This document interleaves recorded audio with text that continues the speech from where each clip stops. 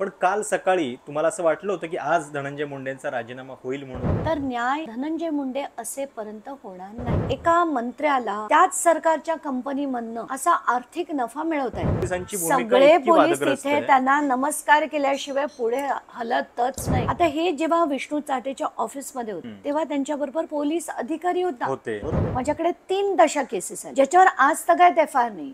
अशाच पद्धतीने मारलं गेलं. सुषमा अंधारे स्वतः एका चॅनलच्या डिबेटवर म्हणाल्या की मी तर बोलत होते पण त्यांनी इतका त्रास दिलाय सगळ्यांना की आमच्या कोणाची बोलायची हिंमत होत नाही. वाल्मिक कराड ज्याच्यावर 14 एफआयआर आहेत ऑफिशियल, त्या या माणसाला शासकीय बॉडीगार्ड कोणी दिले आणि कसे दिले? या सगळ्याला जो काही माल मसाला पुरवण्याचं काम जे आहे ते तुमच्या मार्फत पण झालं अशी पण एक थिअरी थिअरीज तर खूपच येत असतात. म्हणजे मला तर त्याच्या थिअरीजच इतकी गंमत वाटते की मी कुठेही लढले ना तर ती दुसरी बाजू मला मदत करते असंच होतं. डिसेंबरच्या पहिल्या आठवड्यामध्ये मस्साजोगमध्ये संतोष देशमुख यांच्या क्रूर हत्येची घटना घडते. 90 दिवस या सगळ्या प्रकरणामध्ये प्रत्येक टप्प्यावरती जनआक्रोश निर्माण होतो आणि त्याच्यानंतर सरकार काहीतरी कारवाई करतं.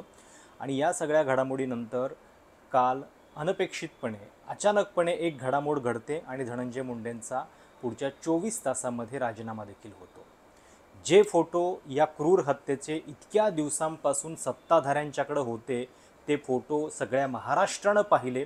सगळ्या महाराष्ट्राच्या संतापाचा कडेलोट झाला आणि त्याच्यानंतर धनंजय मुंडेंना राजीनामा देण्याच्या शिवाय पर्याय नव्हता. आता खरं तर याच्यामध्ये नैतिकता नावाची गोष्टसुद्धा इतक्या दिवसानंतर उरलेली नाही आहे आणि ती नैतिकता नाही आहे हे जणू धनंजय मुंडेंनी स्वतःच त्यांच्या प्रतिक्रियेमध्ये पण सांगितले, कारण वैद्यकीय कारण पण त्यांनी सांगितलेलं आहे. पण महाराष्ट्राच्या इतिहासातली एक महत्त्वाची घटना आहे राजकीय इतिहासामधली, कारण या घटनेनं महाराष्ट्राच्या राजकीय संस्कृतीला ज्या पद्धतीनं उघड केलेलं आहे आणि ही खंडणी संस्कृती आपण महाराष्ट्रामध्ये जोपासतो आहोत का?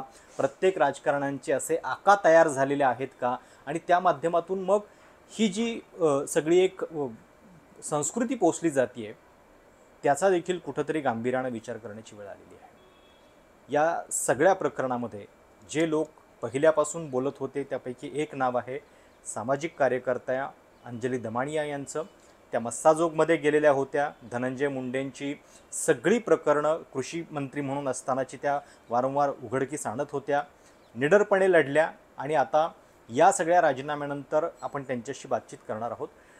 ताई, खरं तर जेव्हा हे सगळं प्रकरण घडलं सुरुवातीला धनंजय मुंडेंचा याच्याशी काहीही संबंध नाही आहे हे दाखवण्याचा प्रयत्न होत होता.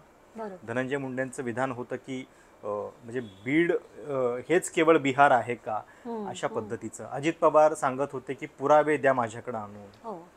तुम्ही कृषी मंत्री असतानाचे त्यांचे जे घोटाळे आहेत ते उघडकीस आणत होतात, पण तरीसुद्धा असं बऱ्याच लोकांना वाटत नव्हतं की ते प्रकरण राजीनाम्यापर्यंत पोहोचेल. काल अचानकपणे फोटो आले आणि अत्यंत संतापजनक, म्हणजे इतक्या वाईट पद्धतीनं त्यांना मारलेलं आहे हे बघितल्यानंतर खरं तर सगळ्या महाराष्ट्राचा एक प्रकारे संतापाचा कडेलोट झाला आणि म्हणजे पाठोपाठ लगेच राजीनामा पण झाला. तुम्हाला वाटलं होतं की हे सगळं प्रकरण अशा रीतीनं राजीनाम्यापर्यंत पोहोचेल? नाही, कसं आहे की धनंजय मुंडे ज्या पद्धतीने ते ब्रेझन आउट करत होते तर मला पहिल्यापासून असं वाटत होतं की जर याला अगदी शेवटपर्यंत आपल्याला न्यायचं असेल आणि न्याय जर व्हायचा असेल तर न्याय धनंजय मुंडे असेपर्यंत होणार नाही. आणि मला पहिल्या दिवशीपासून असं वाटतंय की वाल्मिक कराड जो ही खंडणी करतो, दहशत करतो, पैसे मिळवतो, ते काय तो एकटा खातोय का? तर तो सगळे पैसे त्यातले अर्धे किंवा व्हॉटेवर अमाऊंट तो अर्धे ते धनंजय मुंडेंना देतच असणार. म्हणूनच ते पदोपदी त्याला वाचवत आहेत. हे एक सरळ सरळ गणित आहे की हा माझा इलाका, हा माझा जिल्हा, या जिल्ह्यात येणारे सगळे बिझनेसेस, त्यांच्याकडनं येणारा पैसा, हफ्ते, खंडणी, ती सगळी त्या नेत्याला मिळते. आणि म्हणूनच आता त्यांनी जो दाखवलाय की आमचा व्यवहार वेगळा होता, तो तर कार्यकर्ता होता, त्याचे माझे काय संबंध, म्हणून आता आपण आधी फोटो दाखवले, व्हिडिओ दाखवले, मग दाखवलं की तिथली दहशत किती आहे. म्हणून मग सुरुवातीला मी ते कलेक्टरांना पत्र लिहून माहिती मागवली. मग कळलं की 1280 पिस्तुलं आहेत, म्हणजे ते मोठ्या प्रमाणात तिथे दहशत आहे. तिथे अगदी शेमड्या पोरापासून सगळेजण अशी पिस्तूल दाखवण्याची एक स्टाईलच आहे तिथे. तेवढंच नाही तर तिथे काही लहान मुलांचे रील्स, आणि तिथे ना इन्स्टाचं फार फॅड आहे, तर ते सगळे रील्स बनवायचे, आकाशात फायर करताना दाखवायचे. म्हणजे त्यांना असं वाटायचं हा दबदबा, आणि असं आपण आता पुढे वागणार, राजकारण करणार. तर हे जे आधी आधी आपण ते दाखवलं. मग त्यानंतर त्यांचं सख्य कसं आहे, कारण पुन्हा पुन्हा मग म्हटलं जात होतं की बाबा यांचा काही संबंधच नाही आहे. मग आपण त्यांचा संबंध कसा आहे ते दाखवला. त्यांच्या कंपनीज एकत्र आहेत, जमिनी एकत्र आहेत, आर्थिक व्यवहार एकत्र आहेत, हे सगळं दाखवलं. आणि त्याच्यानंतर ते राख माफिया, तो जो सो कॉल्ड महाजेनकोमधनं राख उचलताना ते सगळं आपण दाखवलं की कसं ह्यांची कंपनी, व्यंकटेश्वरा इंडस्ट्रियल सर्व्हिसेस नावाची कंपनी, ज्याच्यात वाल्मिक कराड आहे, ज्याच्यात धनंजय मुंडे आहे, ज्याच्यात राजश्री मुंडे आहे, हे सरळ सरळ महाजेनकोमधनं राख उचलत आहे, ती राख विकत आहे. बरोबर. आणि खरं मग मी ते दाखवलं की बाबा कॉन्स्टिट्यूशन प्रमाणे, रिप्रेझेंटेशन ऑफ पीपल्स ॲक्ट प्रमाणे आणि कोड ऑफ कंडक्ट प्रमाणे हे करता येत नाही. एका मंत्र्याला त्याच सरकारच्या कंपनीमधनं असा आर्थिक नफा मिळवता येत नाही, कारण याची एक टर्म आहे, त्याला ऑफिस ऑफ प्रॉफिट म्हणतात. तर मी ते काढलं तरी काही नाही, तरी टोलवाटोलव. मी जेव्हा अजित पवारांना जाऊन भेटले, ते म्हणाले की नाही मी मुख्यमंत्र्यांशी बोलतो, काय तो निर्णय आम्ही ठरवतो, पण तरी काही झालं नाही. आणि पदोपदी आपण बघतोय की काहीच केलं गेलं नाही, काहीच नाही. आणि या सगळ्या प्रकरणात प्रत्येक कारवाई जी आहे ती म्हणजे वाल्मिक कराड पण स्वतःहून शरण आला, धनंजय मुंडेंना, आणि ते कधी शरण आला ते पण 22 इम्पॉर्टंट आहे. दिवसांनी. नाही, 22 दिवस सोडा, 30 तारखेला धनंजय मुंडे आणि मुख्यमंत्र्यांची बैठक होते, बरोबर. आणि त्याच्यानंतर दुसऱ्या दिवशी सकाळी ते सरेंडर होतात. हे का? कारण बाबा त्याला कन्व्हिन्स केलं गेलं की बाबा काळजी करू नको, वाल्मिक कराडला काही होणार नाही. त्याला म्हणूनच ते हत्या आणि खंडणी हे प्रकरण सेपरेट केली गेली होती. आणि ते का केलं गेलं की बाबा याला आम्ही फक्त खंडणीमध्ये ठेवू, आणि त्याला काही जास्त शिक्षा होणार नाही, लगेच बेल होईल, हे मोकळे. म्हणून हे सगळं झालं. 30 तारखेला ही बैठक होते. 31 तारखेला सकाळी माध्यमांना कळतंय की हा सरेंडर होणार. तो स्वतः व्हिडिओ काढून पाठवतोय. काय थे रे थे. आणि काल ज्या पद्धतीनं राजीनामा झाला त्याच्यामध्ये पण कसं आहे म्हणजे की मुख्यमंत्री येतात, 2 ओळीचं स्टेटमेंट त्यांनी दिलं, त्याच्यानंतर धनंजय मुंडे असं म्हणतायत की वैद्यकीय कारण आहे, कारणास्तव मी देतोय. म्हणजे खरं तर एवढं सगळं झाल्यानंतर आणि जे फोटो महाराष्ट्रानं काल परवा बघितले ते सगळे फोटो कदाचित व्हिडिओ पण सगळ्यांनी बघितलेले असतील सत्ताधाऱ्यांनी, तर हे त्यांना थेटपणे सांगायला पाहिजे होतं आणि ते बाहेर पडायला पाहिजे. जेव्हा हे कळलं आणि त्यात डेटा रिकव्हरी झाली असेल, पहिल्या दिवशी गृहमंत्र्यांना माहिती होतं 100%. आणि कळल्याबरोबर एखाद्या माणसाला इतका राग आला पाहिजे, जर त्या माणसाला संवेदना असतील, आपुलकी असेल, प्रेम असेल, माणुसकी असेल, तरी तो तातडीने म्हणेल की असा मंत्री नको मला, बाहेर निघ. त्याची हकलपट्टी करणं गरजेचं होतं. ते सोडा, रोज टोलवाटोलव चालली. कुठला आला तुमचा कोइलेशन धर्म म्हणता तुम्ही? काय युती धर्म, युती धर्म कसला आला युती धर्म? माणुसकीचा धर्म आहे की नाही तुम्हाला? कर्तव्य आहे की नाही तुम्हाला? मुख्यमंत्री म्हणून, राज्याचे मुख्यमंत्री म्हणून तुम्हाला काही कर्तव्य आहेत की नाही? आणि तुम्ही ते करताना दिसतच नाहीये.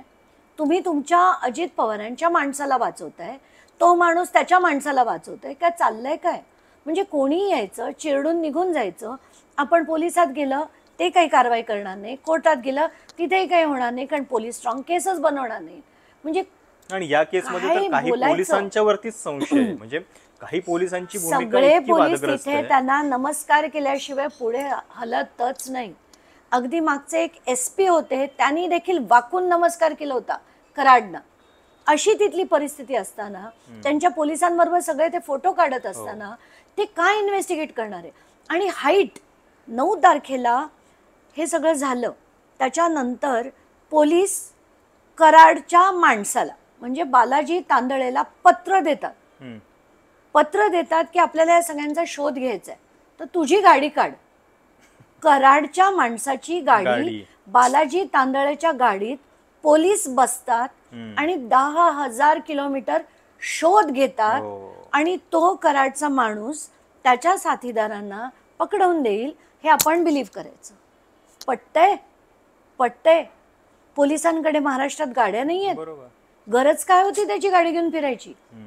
आणि म्हणून मग मी ते भागवत शेलार नावाचे पोलीस अधिकारी होते, त्यांना टीप आली की ते अमुक अमुक ठिकाणी आहे, तिथे जा.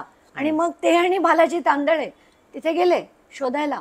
अरे काय हे, आणि दाखवायचं लोकांना की नाही नाही शोध चालू आहे आणि आम्ही त्यांना शिक्षा देणार, त्यांना फाशी होणार, त्यांना अमुक होणार. अरे कुठला शोध, कसला तपास? बरोबर. आत्ताच्या घटकेला ती चार्जशीट पण इतकं बेकार आहे, त्याच्याबद्दल बोलूच आपण. बरोबर. नाही, एक प्रश्न थोडासा, म्हणजे धनंजय मुंडेंचे जे समर्थक आहेत त्यांचं पण एक कालपासून असं चालू आहे की उद्या जर एखाद्या नेत्याच्या कार्यकर्त्यांना काही गुन्हा केला तर लगेच त्याचा राजीनामा तुम्ही घेणार आहात का, असा पायंडा महाराष्ट्रात पडणार आहे का? थोडंसं हे प्रेक्षकांना एकदा नीट कळलं पाहिजे की या केसमध्ये धनंजय मुंडेंचा राजीनामा होणं हे का आवश्यक होतं. हा जो कार्यकर्ता आहे तो, म्हणजे जरी या सगळ्या म्हणजे खुनाच्या प्रकरणामध्ये थेट धनंजय मुंडे नसतीलही समजा त्या क्राईम सीनमध्ये, पण तरी सुद्धा त्यांचा राजीनामा आवश्यक होताच, हे याचं उत्तर एकदा त्यांच्याही समर्थकांसाठी तुम्ही द्यायला पाहिजे. एक्झॅक्टली. तर आता मला पहिलं म्हणजे आपण अगदी सुरुवातीपासून बोलू. अवादा कंपनी ही आली बीडमध्ये, त्यांनी विंडमिल प्रोजेक्ट केले. पहिल्याच मे महिन्यामध्ये त्यांनी खंडणी मागायला सुरुवात केली. बरोबर. अवादाचे जे कर्मचारी एक होते सुनील शिंदे, त्यांचं 28 मेला अपहरण केलं गेलं. अपहरण केल्याचा FIR रजिस्टर्ड आहे. रमेश घोळे नावाच्या एका माणसाने त्यांचं अपहरण केलं होतं. तेव्हापासनं पुढे काहीच झालं नाही. ही मे 2024ची गोष्ट. मे 28 मे 2024 नंतर काहीही झालं नाही. त्याच्यानंतर पुन्हा ऑगस्टमध्ये मागण्यात आली, जूनमध्ये मागण्यात आली, ऑगस्टमध्ये मागण्यात आली, ऑक्टोबरमध्ये मागण्यात आली. असं प्रत्येक वेळेस मागण्यात येत होतं. आणि ऑगस्टमध्ये ऑक्टोबरमध्ये काही नाही झालं. 29 नोव्हेंबरला त्यांनी फोन करून विष्णू चाटेच्या ऑफिसमधनं त्यांनी फोन केला आणि पैसे मागितले. आणि कसे मागितले म्हणजे मला तर ते इतकं विचित्र वाटतं ते सगळं विचार करून, की फोन केला आणि त्याला म्हणाले की बाबा तुझ्याकडनं खंडणी मागितली होती, ती तू अजून दिली नाही आहेस, ती दे नाही तर तुझं काम बंद कर. वाल्मीकरांनी फोन केला. आता हे जेव्हा विष्णू चाटेच्या ऑफिसमध्ये होते तेव्हा त्यांच्याबरोबर पोलीस अधिकारी होते. बरोबर. आणि ते पोलीस अधिकारी असताना ते व्हिडिओमध्ये दिसत आहेत आपल्याला, पण त्यांचं नाव चार्जशीटमध्ये नाहीये बरं का. तो एक स्वतंत्रच मुद्दा आहे, एकदम वेगळाच मुद्दा आहे. तर ऑफिसमधनं अशी पैशाची मागणी होते. आणि त्या दिवशी खरं तर तो पोलीस ऑफिसर असताना ही जेव्हा अशी पैशाची मागणी होत असेल तर कर्तव्य काय होतं त्याचं, एक FIR रजिस्टर करणं. पण हा यांच्याबरोबर फिरतोय मस्तपैकी आणि कुठलाही FIR होत नाही. त्यानंतर 6 तारखेला ते तिथे जागेवर जाऊन काम बंद पाडायला सांगतात. तेव्हा कोणीतरी संतोष देशमुखना कळवतं. संतोष देशमुख येतात आणि ते म्हणतात की असं करू नका. नाही, चार्जशीटमध्ये लिहिलंय की असं करू नका, इथे लोकांना रोजगार मिळतो, तो रोजगार मिळू द्या, ही त्यांची विनवणी होती. आणि तेव्हा त्यांची मारामारी झाली. त्या मारामारीनंतर केस झाल्या, त्यांच्यावर FIR झाली त्या वाल्मी कराडच्या लोकांवर, सुदर्शन घोळे सगळेजण जे होते. त्यांना सोडवलं कोणी, एका बालाजी तांदळे नावाच्या माणसाने. त्यांची बेल केली, ते बेल घेऊन बाहेर येत आहेत. 7 तारखेला वाल्मी कराड त्यांना सांगतायत जो आपल्याला आडेल त्याला आडवं करा. 8 तारखेला धंदा बंद होईल वगैरे, अशाने आपल्याला कोणी खंडणी देणार नाही आणि आपला धंदा बंद होईल, म्हणून तू विष्णू चाटेला भेट. दुसऱ्या दिवशी विष्णू चाटे आणि सुदर्शन घुळेची मीटिंग होते तिरंगा हॉटेलमध्ये. आणि तिथे ते म्हणतात संतोष देशमुख जर आपल्याला आडवा आला तर त्याला आपण संपू. हे सगळं कट होतं. आणि 9 तारखेला त्याला उचलून नेलं जातं. दिवसा ढवळ्या त्याला इतकं निर्घृणपणे मारण्यात येतं. आणि ही जी दहशत निर्माण झाली आहे ती एक नाही, आता त्याच्यानंतर माझ्याकडे 3 तशा केसेस आल्या ज्याच्यावर आज तगायत FIR नाही. अशाच पद्धतीने मारलं गेलंय, अशाच पद्धतीने. पण त्यांची टोळी नंबर 2 होती, ती धर्मराज फड नावाचे कोणतरी आहे आणि रघुनाथ फड. अगदी भर चौकात त्यांनी, शिवाजी चौकात तिथे एकाला तुडवलं म्हणजे रॉड्सनी मारलंय. त्याचा व्हिडिओ आहे. त्याची त्या माणसानी कोर्टात धाव घेतली. 21 फेब्रुवारीला आत्ता कोर्टाची ऑर्डर आली तरी केस पोलीस ठाण्यात त्याची FIR होत नव्हती. त्यांनी पुन्हा मला संपर्क केला.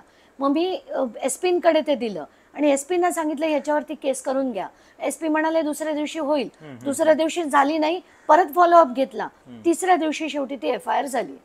पण अशी कित्येक मॅटर्स आहेत की ज्याच्यात असंच संघटित गुन्हेगारी झाली आहे पण केस रजिस्टर नाही झाली. असे कितीतरी मी असे ऐकलंय की तिथे खूप ठिकाणी असे खून पडायचे पण लोकांना हिंमतच नाही होत बाहेर बोलायची. आता काल सुषमा अंधारे स्वतः एका चॅनलच्या डिबेटवर म्हणाल्या की मी तर बोलत होते पण त्यांनी इतका त्रास दिलाय सगळ्यांना की आमच्या कोणाची बोलायची हिंमत होत नाही. हे जर नेते म्हणतायत तर तुम्ही सामान्य माणसाचा विचार करा आणि तो बाहेर येऊन बोलणार कसं. इतकी दहशत होती. मला किती जणांचे मेसेज आलेत की दुकानांचे रेट फिक्स्ड होते हफ्त्यांचे. मग तुम्ही उद्योग काढला तर हफ्ता, दुकान काढलं तर हफ्ता, हे प्रत्येकाचे हफ्ते फिक्स्ड होते. इतकं हे जी त्यांनी टोळी जमा केली होती हे काय आहे. आपण महाराष्ट्राला आता ही दिशा देणार आहे का. आपण पूर्वी म्हणायचं उत्तर प्रदेश आणि बिहारमध्ये असं सगळं होतं, आता महाराष्ट्राची तीच गत करायची आहे म्हणजे हा एक आयसोलेटेड क्राईम नाहीये, याची नक्कीच लिंक जी नाही. आहे ती मंत्र्यांपर्यंत पोहोचते आणि या सगळ्याला राजाश्रय देण्याचं काम, ही संस्कृती जोपासण्याचं काम त्यांनी केलेलं आहे, म्हणून त्यांचा राजीनामा हा आवश्यक. नॉट जस्ट दॅट, वाल्मिक कराडचा जो मी FIR ट्विट केला आहे ना, हो. त्यांनी एकांवर FIR केलं होतं. बरोबर. आता तो FIR तर इतका घाण होता, म्हणजे त्याच्यात तो एका बायकांच्या त्यांना महिला मंत्रिमंडळ द्यायला पाहिजे होतं वगैरे असं कोणीतरी ती टिप्पणी केली होती. तर तो जो FIR वाल्मिक कराडने त्या माणसावर केला होता त्याच्यात ते म्हणतात की परळीला जे संपर्क कार्यालय आहे त्याचं संपूर्ण व्यवस्थापन मी बघतो. म्हणजे संपूर्ण कार्यालयाचं व्यवस्थापन मी बघतो, कंपनीचं व्यवस्थापन मी बघतो, येणारी खंडणी मी बघतो, जमिनींमध्ये व्यवहार माझे. मग हा कोण झाला. आणि ह्याचा जो पैसा येतो तो मंत्र्यांकडे जात नाहीये का. आणि मग हा जो सगळा व्यवहार होतो, अवाधाच्या खंडणीचे पैसे एकटा वाल्मिक खाणार होता का धनंजय मुंडे पण खाणार होते. मग खंडणीच्या व्यवहारात ते रिस्पॉन्सिबल नाहीत का. त्यांच्या सातपुडा बंगल्यात त्या खंडणीचा व्यवहार झाला असं सुरेश दास म्हणाले, पब्लिक मीटिंग मधनं म्हणाले. जर ते चुकीचं असतं तर धनंजय मुंडेंनी त्यांच्यावर डिफेमेशन केस का नाही केली. का नाही केली. चार्जशीट मध्ये याचा उल्लेख पाहिजे होता खरं. एक्झॅक्टली, पण ते नाहीये. चार्जशीट मध्ये अनेक गोष्टी नाहीये. चार्जशीट मध्ये ते जसं मी म्हटलं ते ऑफिसर्स, महाजन, राजेश पाटील गायब आहेत, ते सोडा, ते आपण नंतर बोलू. बालाजी तांदळे, डॉक्टर वायबसे, ज्यांच्या बायकांनी पैसे ट्रान्सफर केले जीपेनी, त्यांची नावं कुठेच नाहीयेत. नंतर हा मोराळे, ज्यांनी अचानक भेटला ना तो त्यांना, आणि तो अचानक भेटून चल मला तिथपर्यंत सोड म्हणून तुम्ही त्यांना सोडायला गेलो, त्या मोराळ्याचं पण कुठे नाव नाहीये. म्हणजे जे घेऊन आले, ज्यांनी मदत केली, ज्यांनी सहकार्य केलं, तर अबेटमेंट ऑफ क्राईम ज्याला आपण म्हणतो हा गुन्हा आहे, त्यांच्यावर कुठेच आरोपी केलेले नाही. जसं राजाश्रय देणं, त्यांना प्रत्येक पदोपदी आपण जर बघितलं ना, पटकन आपण एक घटनाक्रम बघूया की ही घटना झाली 9 तारखेला. 17 तारखेला मुख्यमंत्री अधिवेशनात बोलले की हा 17 नाही डिसेंबर, सॉरी, ही 9 डिसेंबरला घटना झाली. 17 डिसेंबरला ते अधिवेशनात बोलले की CID होईल, SIT होईल आणि एक न्यायालय जज हा याच्यावर अपॉइंट होईल. CID 27 तारखेला बीडमध्ये पोहोचली. SIT जानेवारीच्या दुसऱ्या आठवड्यात. जानेवारीच्या दुसऱ्या आठवड्यातच उज्ज्वल निकम आणि फडणवीसांची भेट झाली होती, पण त्यांची नियुक्ती नाही केली. ठीक आहे. त्याच्यातच 30 तारखेला फडणवीस 30 डिसेंबरला मुंडेंना भेटतात. 31ला वाल्मिक कराड सरेंडर होतो आणि त्याच्यानंतर काहीच होत नाही. आणि याच्या थोडंसं आधी मी एक मुद्दा विसरले की 9 तारखेला ही हत्या होते, खंडणीतनच होते, पण 11 तारखेला एक वेगळा गुन्हा तयार होतो खंडणीचा, आणि त्याच्यात वाल्मिक कराडला घातलं जातं. त्या दिवशीपर्यंत त्याच्याबरोबर बॉडीगार्ड्स होते, पण ते बॉडीगार्ड्स अचानकपणे गायब होतात. त्यांना रिकॉल करतात SP का की बाबा यांना फरार होण्यासाठी, म्हणजे त्यांना फरार होण्याची मुभा दिली जाते. आता मी म्हणेन की धनंजय मुंडे रिस्पॉन्सिबल कसे. मुद्दा नंबर 1, वाल्मिक कराड ज्याच्यावर 14 FIR आहेत ऑफिशियल, या माणसाला शासकीय बॉडीगार्ड कोणी दिले आणि कसे दिले. ज्याच्यावर 307 सारखे गुन्हे आहेत अशा माणसाला शासकीय बॉडीगार्ड पुरवण्याची गरज काय आणि ते कोणी दिले. मुद्दा नंबर 2, परळीच्या लाडकी बहीण योजनेचे अध्यक्ष जे केले गेले ते कोणी केले. कार्यालयाचं संपूर्ण व्यवस्थापन हे का त्यांना दिलं गेलं जर तो माणूस क्रिमिनल आहे, तुमच्या नुसत्या ओळखीचा आहे, तर तुम्ही त्यांना पदावर पद आणि शासकीय बॉडीगार्ड, काही वेळा तो निशुल्क होते, माझ्याकडे ती सुद्धा लिस्ट आहे. मग आपण एवढं सगळं लावून धरतोय, पण मुद्दा काय की ते हत्येला वेगळं केलं आणि खंडणीला वेगळं केलं, म्हणजे याला वाचवता येईल. बरोबर. हे कोणी केलं? धनंजय मुंडेंनी. कधी केलं? सांगून सांगून त्यांना करून, फडणवीसांना सांगून हे सगळं केलं गेलं. आता आपण त्याच्यानंतरच्या ह्याच्यात येऊया की कराडला अटक झाली, मग SITची स्थापना झाली. SIT झाली, ते त्यांचे सगळे मित्र होते, सगळ्यांचे फोटो आपण टाकले, मग त्या 4 अधिकाऱ्यांना काढून टाकलं. मग मी मुख्यमंत्र्यांची बैठक घेतली की तुम्ही हे सगळं डिसबँड करा. मग ते डिसबँड करून नवीन सगळं SITची स्थापना झाली. कारण मी सांगितलं होतं की यांना तुम्ही का, म्हणजे त्या तिथल्या जिल्ह्यातल्या अधिकारी का, सलाम ठोकणारे पोलीस त्याच्यामध्ये. एक्झॅक्टली, जिल्ह्यातले कशाला, जिल्ह्याच्या बाहेरचे ठेवा. मग ते जिल्ह्याच्या बाहेरचे आले. आणि त्यानंतर पूर्ण जर तुम्ही क्रम बघितला, ते जज अपॉइंटमेंटला फेब्रुवारीमध्ये झाले, निकमांची अपॉइंटमेंट कधी झाली? अगदी अन्नत्याग आंदोलन केल्यानंतर. तोपर्यंत नियुक्ती पण नाही झाली कोणाची. हे काय चाललंय? पूर्ण जर घटनाक्रम बघितला ना, डिस्टर्बिंग वाटतंय. आणि एवढं करून साध्य काय होईल असा देखील आता प्रश्न पडलाय. कारण मला तेच चार्जशीट, विचारायचं होतं की धनंजय मुंडेंचा राजीनामा हे या सगळ्या प्रकरणातलं उत्तर आहे का, की त्याच्या पुढे जाऊन काही कारवाई व्हायला पाहिजे? राजीनामा हा केवळ एक राजकीय दृष्ट्या त्यांनी म्हणजे त्यांची जी काही अपरिहार्यता होती तेवढी केलेली आहे, म्हणजे न्यायाच्या दृष्टीनं अजून पुढे काय व्हायला पाहिजे? नाही, न्यायाच्या दृष्टीने ते चार्जशीट जे आहे ना, ते अतिशय फुल प्रूफ असायला पाहिजे, पण आत्ताच्या घटकेला नाही आहे.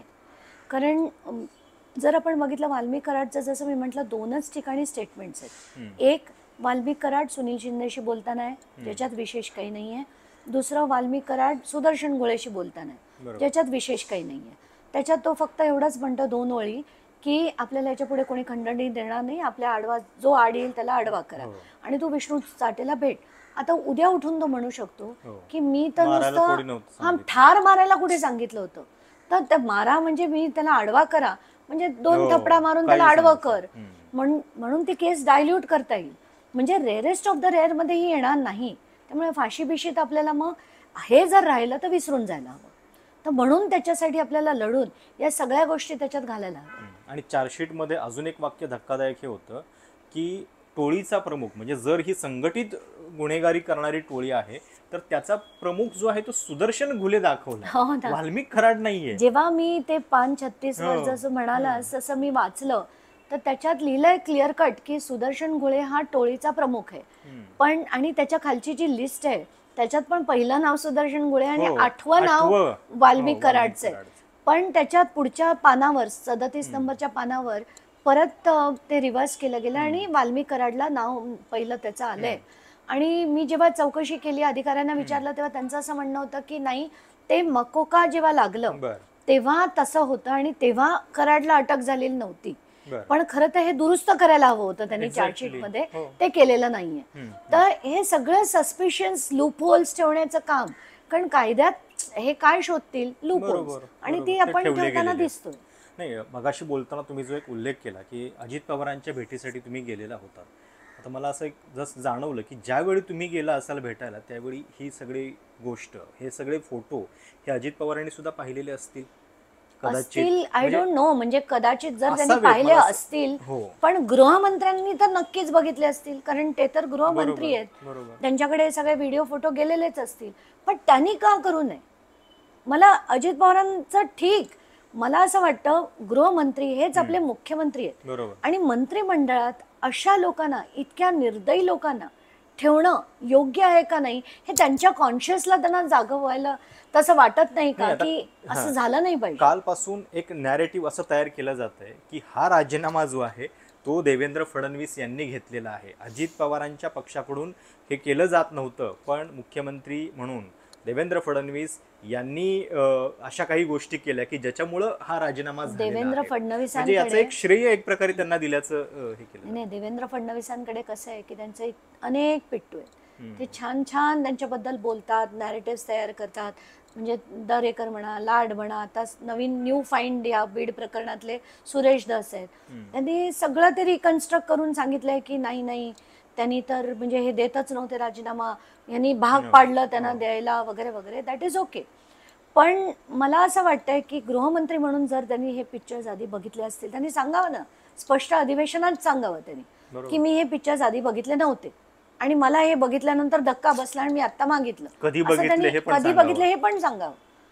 कारण त्याच्यावरनच आपल्याला कळेल की ते खरंच मुख्यमंत्री संवेदनशील आहेत की नाहीयेत, लोकांबद्दल त्यांना आस्था आहे की नाहीये, या सगळ्या गोष्टी स्पष्ट होतील. नाही, आज वर्तमानपत्रातल्या ज्या बातम्या आहेत त्याच्यामध्ये एक अँगल असाही काढला गेला आहे की हे मित्रपक्षांना कॉर्नर करण्याचं राजकारण चालू आहे. म्हणजे भाजपनं एकनाथ शिंदेंचे निर्णय, देवेंद्र फडणवीस बरेच निर्णय जे आहेत ते पलटवत आहेत आणि आता अजित पवारांच्या एका मंत्र्याचा असा राजीनामा झालेला आहे. मग या सगळ्याला जो काही माल मसाला पुरवण्याचं काम जे आहे ते तुमच्या मार्फत पण झालं, अशी पण एक थिअरी थिअरीज तर खूपच येत असतात. म्हणजे मला तर त्याच्या थिअरीजच इतकी गंमत वाटते की मी कुठेही लढले ना तर ती दुसरी बाजू मला मदत करते, असंच होतं. म्हणजे मी आज शरद पवारांविरुद्ध लढले तर म्हणतील फडणवीस देत आहेत, फडणवीसांविरुद्ध लढले तर म्हणतील शरद पवार देत आहेत. मला तर या गोष्टीचा कंटाळा आलाय, कारण मला एक कळत नाही की लोक सिद्धांतांसाठी लढू शकतात, हे फंडा कळत कसा नाही लोकांना. बहुतेक ती गोष्ट विसरून गेल्या असं नाही, नाहीच आहे आता. आता ती अस्तित्वात नाहीये म्हणून त्यांना तसं वाटत असेल कदाचित. पण आहेत, बोटावर मोजण्या एवढी लोक आहेत जी तत्वावर लढतात आणि कुठेतरी हे चित्र बदलण्यासाठी लढतात. पण ठीक आहे, लोक बोलतात आणि कॉन्स्पिरसी थिअरी करणं ना, कुठलीही कॉन्स्पिरसी होऊ शकते, तर अनेक होतात. पण काल सकाळी तुम्हाला असं वाटलं होतं की आज धनंजय मुंडेंचा राजीनामा होईल म्हणून? मला वाटलं होतं. मला काल जेव्हा ते परवा सगळ्या माध्यमांनी अतिशय संवेदनशीलतेने त्यांनी ते प्रत्येक गोष्ट मांडली ना, ज्या पद्धतीने मांडली, रिपोर्टर्स रडले, तेव्हा म्हणजे किती राग येत होता लोकांना. मला असंख्य मेसेज आले की ताई, ते फोटो बघून मला डोळे मिटले की तेच फोटो दिसत आहेत, पण मला झोप लागत नाहीये. म्हणजे किती जणांचे मेसेजेस वाचले मी आणि खरंच मला वाटलं होतं की आता यांना नक्कीच भाग पाडतील आणि तसंच झालं. पण 90 दिवस जे फोटो बाहेर आलेले नव्हते ते बरोबर अधिवेशनाच्या पहिल्या दिवशी बाहेर येतात, याच्या पाठीमागं काही तुम्हाला वेगळं हे दिसतंय? असू सुद्धा शकेल, कारण त्याचं जे टायमिंग झालं होतं, म्हणजे उज्ज्वल निकमांची नियुक्ती झाली, त्याच्या दुसऱ्याच दिवशी चार्जशीट फाईल झाली. चार्जशीटचे फोटो म्हणजे जे सगळे डिटेल्स आहेत 3 दिवस बाहेर आले नव्हते. बरोबर. आणि ते का आले नव्हते की आधी यांना सांगितलं असेल की अधिवेशनाच्या आधी तू राजीनामा दे हेल्थ ग्राउंडवर, आणि हेल्थ ग्राउंडवर दिला नाही तर मग हे सगळं बाहेर येईल असं. ते may be, I don't know, त्यांचं सिस्टमॅटिक काहीतरी प्लॅन असेल तो. काय या सगळ्या प्रकरणातलं आता तुमचं पुढचं उद्दिष्ट आहे आणि डोळ्यासमोर कुठली गोष्ट आहे की जी झाल्याशिवाय या प्रकरणामध्ये तुम्ही स्वस्थ बसणार नाही? नाही, मला तर आता वाटतंय की जे फुलप्रूफ, आता कसं झालंय की वाल्मिक कराडचे जे तिन्ही मोबाईल होते त्याच्यातले डेटा डिलीट करण्यात आला होता. तो मग रिट्रीव्हसाठी, डेटा रिकव्हरीसाठी पाठवण्यात आला. आत्ताच्या घटकेला तो डेटा रिकव्हरी झालाय, पण आता माझ्याकडे जेवढा भाग आलाय त्या ह्याचा चार्जशीटचा त्याच्या एनेक्शर्समध्ये ते अजून एनेक्शर्स आलेले नाही आहेत. त्यामुळे त्या डेटामध्ये काय काय आहे ते कळायला हवं.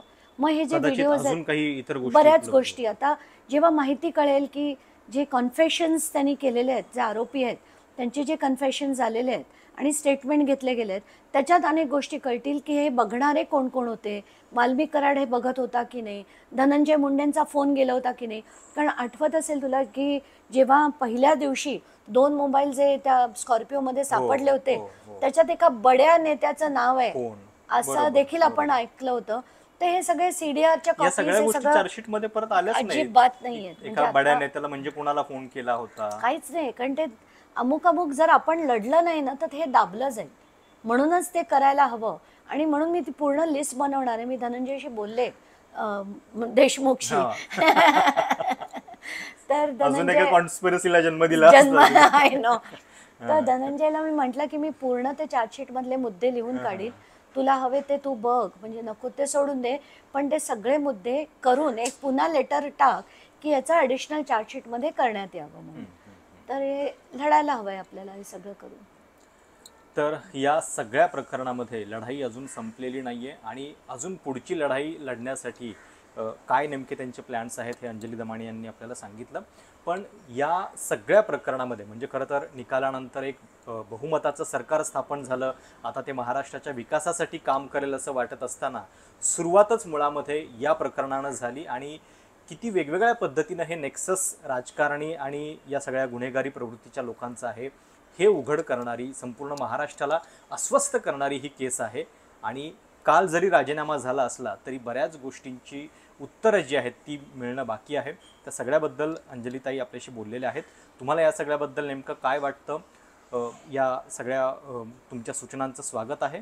चॅनल सबस्क्राईब करायला देखील विसरू नका.